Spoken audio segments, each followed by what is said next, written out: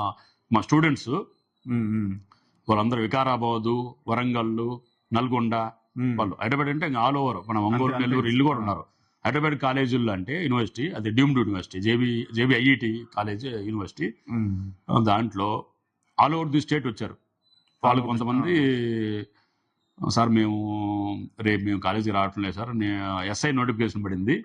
Okay. అప్పుడు బైపర్గేట్ కాలేదు, AP Telangana బైపర్గేట్ కాల. ఉమ్మడి సరే ఎస్ఐ నోటిఫికేషన్ పడింది, ఉమ్. మేము ఎస్ఐకి పోలీస్ గ్రౌండ్కి వెళ్ళి, లేదంటే డిపిఓ డిస్ట్రిక్ట్ పోలీస్ ఆఫీస్కి వెళ్ళి ఉమ్, ఉమ్. మేము ఆ ఎస్ఐకి అప్లై చేయడానికి వెళ్తున్నాం సార్ అన్నారు.